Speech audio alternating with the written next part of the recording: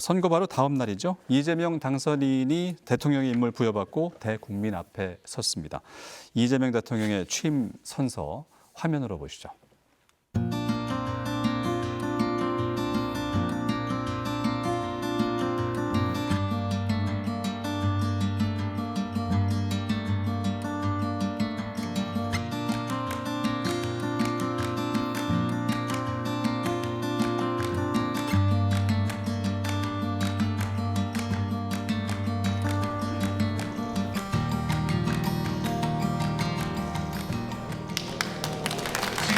대한민국 제27대 대통령 내려주셔서 꼭 환영해 주시기 바랍니다.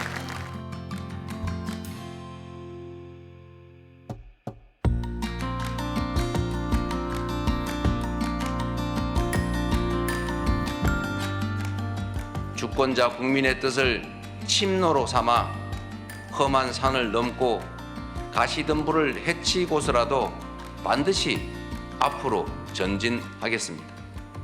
민생 회복과 경제 살리기부터 시작하겠습니다.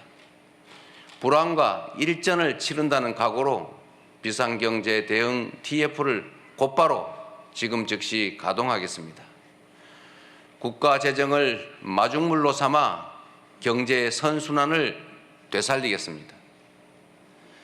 이제 출범하는 민주당 정권 이재명 정부는 정의로운 통합정부, 유연한 실용정부가 될 것입니다. 이제부터 진보의 문제란 없습니다. 이제부터 보수의 문제도 없습니다. 오직 국민의 문제, 대한민국의 문제만 있을 뿐입니다.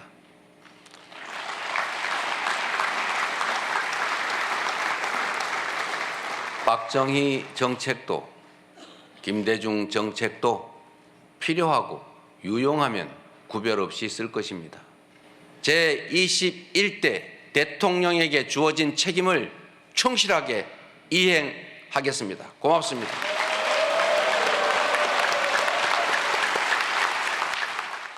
네, 새로 출범하는 정부는 대통령직 인수위원회 없이 곧바로 국정 운영에 착수했습니다. 헌정사상 두 번째로 인수위가 없는 정권 교체가 이루어져서 이재명 대통령은 군 통수권을 이양받고 또 국회에서 취임 선서 시작으로 해서 본격적인 업무에 들어갔는데요. 민주당에서 현재 발표한 주요 계획들이 좀 있을까요? 네, 지금 이재명 정부가 그 인수위 역할을 하기 위해서 네. 국정기획위원회를 구성을 하고요. 또 공약 이행을 위해서 5개년 계획을 제시할 계획입니다. 그리고 그 위원장으로서 이한주 정책실장이 겸임할 것으로 지금 보도가 되고 있고요. 네. 그리고 어제 취임 선서를 치르시고 바로 또 청소 노동자와 그리고 내란 시기에 몸으로 그 국회를 보호했었던 네. 국회 방호 직원들을 만나서 격려하지 않았습니까? 그래서 이런 식으로 그 더 낮은 어떤 어려운 여건에 계신 분들을 먼저 우선에 두고 가겠다라는 걸 보였고요. 그다음에 지금 이번은 사실 제대로 된 취임식이라고 할 수가 없어서 7월 17일 제헌절에 맞춰서 그날이 헌법을 공포한 날이잖아요. 네. 그래서 그 뜻을 담아서 주권자 국민으로부터 당선자로서 임명받는 식, 그래서 이름을 취임식이라고 안 하고 네. 임명식이라는 이름의 그 행사를 진행할 계획입니다. 제헌절에. 네. 자, 이재명 대통령이 취임 후에 바로 첫 내각 인선을 발표했어요. 네. 주요 인물에 대해서 간략히 좀 소개해 주시죠. 네, 첫 번째 인사 발표가 어제 있었는데요. 그 국무총리 후보자로 김민석 최고위원을 이제 먼저 내정을 하시고 또 대통령 비서실장으로는 강훈식 의원, 또 국정원장 후보로는 이종석 전 통일부 장관을 네. 지명했습니다.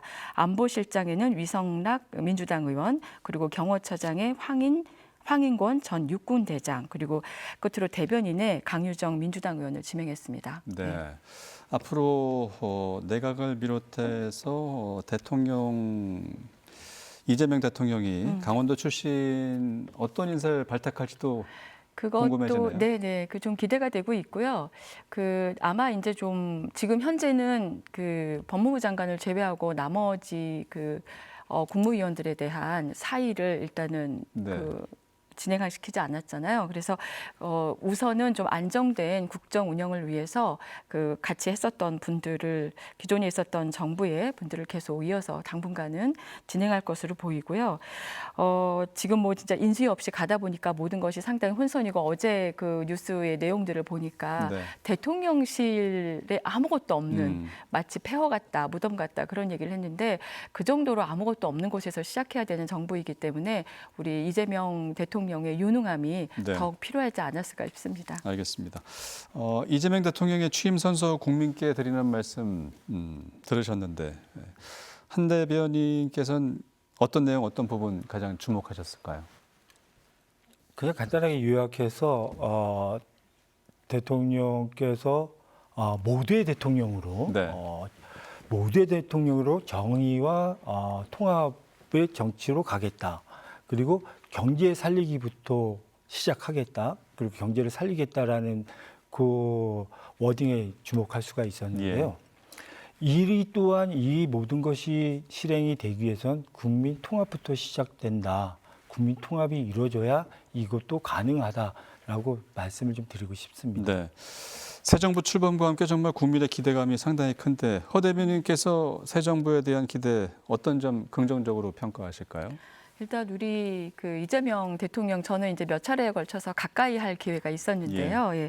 그 첫 번째 당대표 출마하실 때 방송 토론 팀장을 하면서 옆에서 지켜보고 이분이 어떻게 대처하시는지 봤는데 상당히 그 상황 대처 능력이 뛰어나십니다. 예. 그러니까 위기에 아주 특화된 인물이다라고 보고 있고요.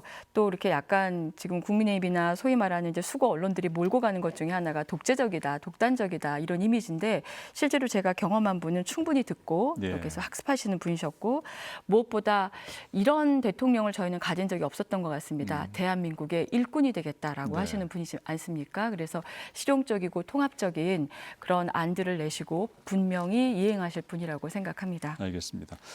이재명 대통령은 세계를 선도하는 경제 강국, 또 내란 극복과 K민주주의의 위상 회복, 민주주의 강국 등 10대 공약을 제시했었습니다. 민주당 도당에서 특히 기대하는 정책이 있으실 텐데 강원도에 관한 정책도 좀 말씀해 주시죠. 네, 뭐 사실 아직 100대 그 정책 과제들이나 뭐 이런 것들이 세팅이 된 것은 아니어서 예. 공약 수준에서 말씀하셨던 것들이 그 강원도가 그 분단의 역사, 그다음에 산업화와 또 수도권의 상수원과 전력 생산을 위해서 그동안 그 도시 발전의 기회를 놓쳤던 부분들 충분히 네. 인정한다. 그리고 그것 때문에 특별한 희생에 특별한 보생을 해줄 거다라는 말씀을 해주셨고요. 포괄적으로는 그 범주 안에서 저희가 기대할 수 있는 건데 저는 개인적으로 그 강원특별자치도법을 전부 좀 개정하는 과정에서 네. 좀 더 강력한 자치권과 입법권들이 주어져서 명실상부하게 그 강원도가 어떻게 특별해질 것인가를 좀 명시하는 네. 방향의 그 개선이 좀 있었으면 좋겠다는 생각을 합니다. 네. 한 대변인께도 여쭐 텐데 민주당, 도당, 허 대변인 생각하고 비슷하지 않을까 싶은데 이번에 뭐 기대하는 정책 강원도 공약 어떤 게 있을까요? 저는 한 가지만 좀 우선으로 말씀을 드린다면 강원특별자치법에 네. 그 제2단계 특별법 추진을 하겠다고 했지 않습니까? 네. 그걸 좀 반드시 좀 이행을 해서 우리 강원도가 자율적으로 예. 교통이나 환경 그리고 군사 농업 분야에서 예. 자율적 판단을 할 수 있고 운영할 수 있게끔 그 강원특별자치도 2단계 특별법을 빨리 좀 시행할 수 있도록 도와주셨으면 좋겠습니다. 네. 일단은 강원특별법 3차 개정안 통과가 선순위가 아닐까 싶고요. 또 실질적 권한과 그 권한 이양으로 강원도의 발전을 추진해 나갈 수 있는 원동력이 되지 않을까 싶은데 여기에 힘을 모으기 위해서는 또 지역 국회의원들이 한 목소리가 되어야 되지 않을까 싶은데요. 어떻습니까? 우리 강원도의 8분 국회의원들은 어쨌든 간에 중앙에서 싸울 땐 싸우더라도 네. 지역에서의 모습은 하나로 하시는 것 같아요. 네. 여던 야던. 그건 참 좋은 모습인데 또 이렇지 않으면 또 지역에서 누가 좋아하겠습니까? 네. 다음번에 또 떨기고 그렇겠죠. 그래서 이 균형은 좀 우리가 6분의 2분이지만 지금 이제 여당이 되셨지 않습니까? 그럼 네. 더 있는 이제 여당 의원 2분이 계시니까 잘 협치해서 강원도가 잘 꾸려갈 거라고 기대는 합니다. 허 대변인도 이 부분 말씀해 네, 주시죠. 뭐 민주당이 야당의 경우 훨씬 더 많죠. 네. 그러나 이제 야당 시절에 있을 때도 저희 민주당의 허영 의원과 송기현 의원 등 최근에 이제 그 재선 삼선하신 그런 의원님들은 강원도일 문제만큼은 한 마음으로 뜻을 모았었습니다. 말씀하신 것처럼 이번에 드디어 집권 여당이 됐고 또 거대 여당이 되지 않았습니까? 네. 그래서 더 많은 책임을 가지고 강원도 이슈에 더 적극적으로 대응할 것이라고 생각합니다.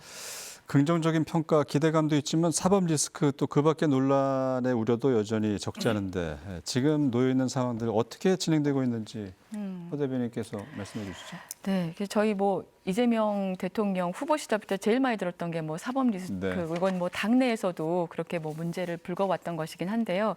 저는 지금 이 상황에서의 가장 큰 사법 리스크는 윤석열, 김건희 그 부부가 아닐까 생각을 합니다. 그래서 그 윤석열, 김건희 두 사람과 어떤 방식으로 국민의힘이 결별하는가에 따라서 예, 국민의힘이 하나의 공당으로서 그 국민의 사랑을 받는 정당의 그 위치를 찾게 되지 않을까라고 생각을 하고요.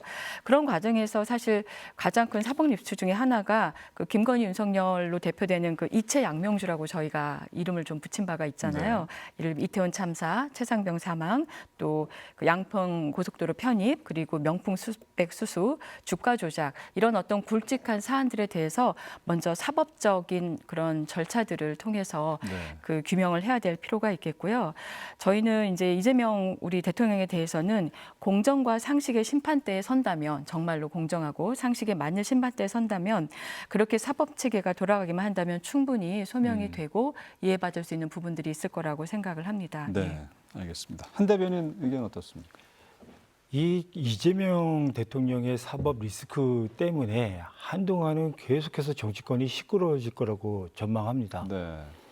먼저 역대 우리나라 대통령 중에서 당선자 중에서 아마 유일한 피고인 신분의 대통령 당선자일 겁니다. 지금 피고인 신분 아닙니까? 대통령이지만. 네. 그리고 당장 6월 18일 날 선거법 위반과 관련된 재판이 있습니다.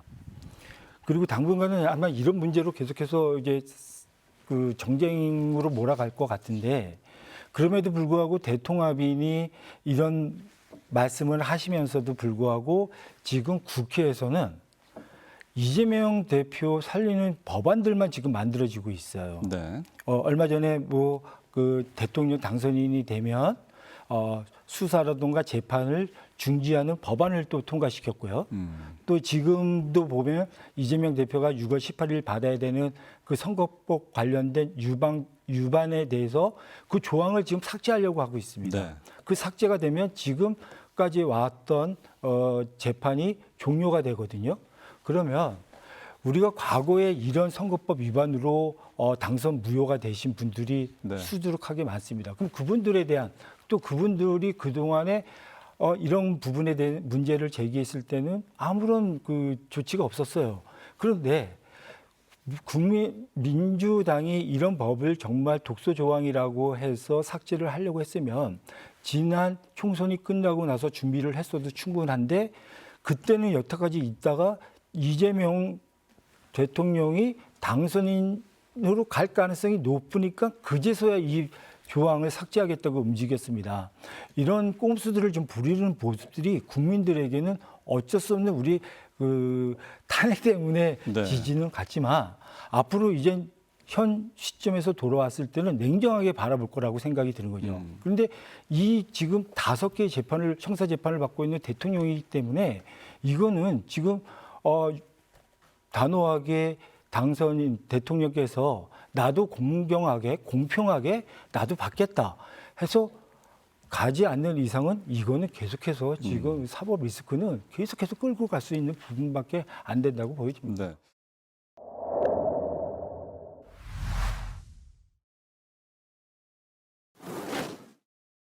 이재명 대통령 당선으로 이 민주당은 170여 석에 가까운 거대 야당이 됐어요. 여대 야소가 됐는데 국민의힘 반응이 어떤지 궁금하고요. 지역에 미치는 영향은 어떨까요? 이것 또한 지금 아까 얘기한 것과 일맥상통한 얘기로 갈 수가 있는데 지금 거대 야당에서 이제 거대 여당이 됐죠. 여당이 됐죠. 그거는 입법권과 행정권을 다 장악하고 있다는 겁니다. 민주당에서 어떤 법안이더라도 만들고 싶으면 못 만들 법이 없어졌어요. 과거에는 저희 당이 행정권을 갖고 있었기 때문에 민주당에서 만든 법안 중에서 행정하고 맞지 않는 부분들이 있다면 거부권을 행사해서 다시 한번 재검할 수가 있었는데 네. 지금 민주당에서 이런 아까 전에 제가 지적했던 뭐 이재명 당선을 위한 이재명 금지법 뭐 이런 것들을 많이 만들어도 제재할 수 있는 컨트롤이 없어졌습니다. 그러면 이런 것들로 인해서 앞으로 민주당이 정말 제대로 운영하는 입법권과 행정권을 가지고 얼마나 잘 운영할지가 좀 걱정이고요. 네. 이것이 과연 내년도 지방선거에 또 어떻게 작용할지는 민주당의 잘함과 못함에 따라서 달라질 거라고 좀 보여지고 있습니다. 이런 우려에 대해서 허 대변인 말씀해 주시죠. 다시 한번 기억하셔야 될 게요. 이번 선거가 왜 일어났는지를 기억을 아, 하셔야 알죠. 됩니다. 그건 예, 알죠. 그걸 말하는 게 뭐냐면 이번 선거 윤석열 정권의 어떤 그 심판이다, 그 내란에 대한 심판이다라고 하는 건 내란에 대한 규정을 짓는 것도 심판을 한 것도 다 국민이 한 겁니다. 네. 국회의원들은 그것을 대행한 어떤 표결을 했던 것일 뿐이고요. 예, 그렇게 친다 그러면 국민이 그 결정까지 내리기까지 윤석열 정권의 그 비상식적인 그런 어떤 입법 탄압이라든지 그다음에 말도 안 되는 거부권 발동이라든지 이런 것들에 대해서 국민들이 판단을 한 것입니다. 예. 그러니까 그거를 마치 우리 뭐 민주당이 그 거대 그 여당이 되고 했을 때 어떤 올 문제를 걱정하기에 앞서서 국민의힘이 어떻게 해왔는지 비상식적이었는지에 대한 판단을 먼저 하셔야 될 것 같고요. 네. 그리고 아까처럼 그렇게 프레임을 자꾸 만드는 거 뭐 이재명 금지법 뭐 이런 식의 프레임을 만드는 것이 그동안 국민의힘이 그 말하자면은 그 언론과 결합을 해서 그 우리의 어떤 정치적인 정서를 그야말로 더 후진적으로 만든 그런 요인이었는데요. 제발 이번만큼은 국민의힘이 정말 자성을 해서 깨끗한 정치 그리고 말 그대로 정정당당하신 방식으로 해주셔야 될 것 같고요. 저는 아까 그 지금 뭐 5개 재판이 진행되고 있다는데 그 5개 모두 다 아까 말씀드렸던 것처럼 공정과 상식, 국민의 눈높이에 맞는 방식의 심판대에서 다뤄지면 충분히 소명되는 그런 부분들이다라고 얘기를 드렸습니다. 그러니까 그걸 갖다 너무 호도하시는 것은 좀 문제가 있고 오히려 그동안에 그 이재명 그 당시 이제 후보 시절에 그 증거 376회에 대한 어떤 압수수색, 그 다음에 그 부인에 대해서는 130여나 되는 압수수색 이런 식으로 가혹하게 그 사법적인 그런 권력을 행사했었던 것을 생각을 한다 그러면 그것 자체가 그야말로 기울어진 운동장이었다, 잘못된 압수수색이었다라고 하는 국민적인 판단이 있었다라는 것을 이번 선거가 보여주는 거 아니겠습니까? 예, 그러니까 그 자꾸 그 왜곡된 프레임을 만드시는 것들은 더 안 해야 될 것 같습니다. 알겠습니다.